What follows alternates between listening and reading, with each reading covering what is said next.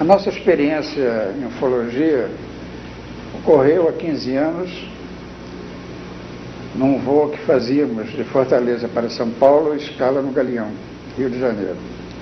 Nossa decolagem foi às 2 horas da manhã, com tempo bom, em toda a rota, e após 1 hora de voo, mais ou menos sobre a cidade de Petrolina, no interior de Pernambuco, nós começamos a observar à esquerda do nosso avião um ponto de luz semelhante inicialmente a uns faróis de avião, como se um avião tivesse com os faróis acesos naquela região. De formas que, como é nosso propósito ficar sempre monitorando o que existe dentro e fora do avião, nós ficamos observando, até então tentando determinar que curso tomaria aquele suposto avião com relação ao nosso tráfego.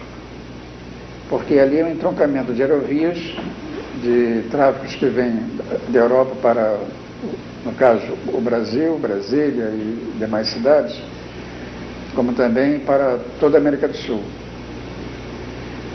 Daí então nós começamos a observar e a primeira coisa que identificamos foi que aquele ponto mantinha uma equidistância, não vinha em confluência com a nossa rota. E logo após, depois de alguns minutos de observação, nós notamos que a primeira intensidade de luz, a primeira coloração de luz que tínhamos observado, começou a ter mutações de cores, como se fosse uma esfera rodando, ionizando gás, uma coisa assim, e aparentando assim uma coloração avermelhada, cor de abóbora, meio azulada, uma variação de cores, né? Intensa. Aí nos chamou realmente a atenção e eu então entrei em contato com a jurisdição de tráfego aéreo de Recife, que faz o controle naquela área, indagando se tinha conhecimento de alguma coisa naquela região, algum tráfico da FAB, alguma missão especial, que a gente realmente deveria ter essa informação quando decolamos de Fortaleza. É normal para os tráficos que estão voando terem conhecimento de qualquer outra coisa que ocorra próximo ou na rota onde o tráfico está se deslocando.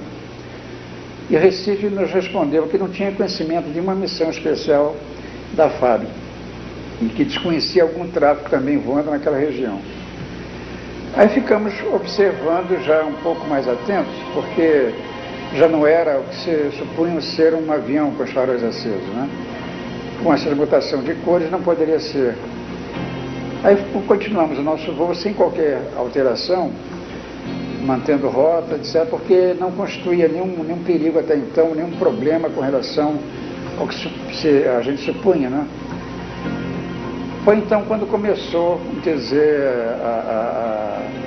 o ápice, talvez, daquele fenômeno, quer dizer, o início, quando o ponto luminoso à nossa esquerda começou a ter deslocamentos extremamente rápidos.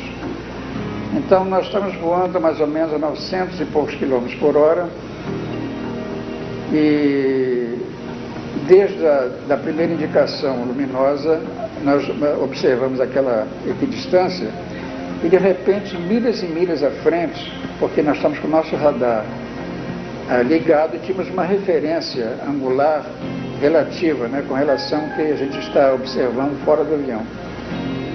Então, isso passou-se e supunhamos nós uma base de 50, 60, 100 milhas à frente, em frações de segundo.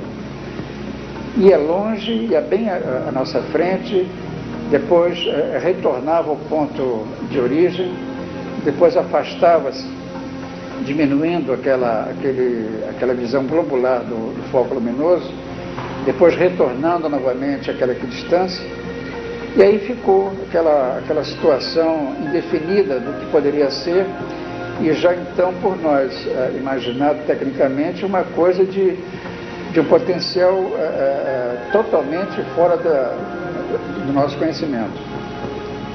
Isso ocorreu durante muito tempo, sempre aquela equidistância sendo mantida e os deslocamentos extremamente rápidos desse ponto luminoso. Quando nós chegamos na altura da jurisdição do SINDACTA, do Radar Brasília, nós então, como fizemos com o Recife, repassamos a ele essa informação do que estávamos observando, a partir de que momento, com o registro com a área de jurisdição de Recife, também não tinha conhecimento de nada, e o SINDACTA informou que eles não tinham nenhum ponto no escopo detectando ser alguma coisa com eco-radar. Foi então que eu pedi, sabendo que poderia haver outros aviões naquela região, que fosse requerido a outras aeronaves por ali que observassem naquele setor se vinha alguma coisa, e mais ou menos igual ao que nós estamos observando.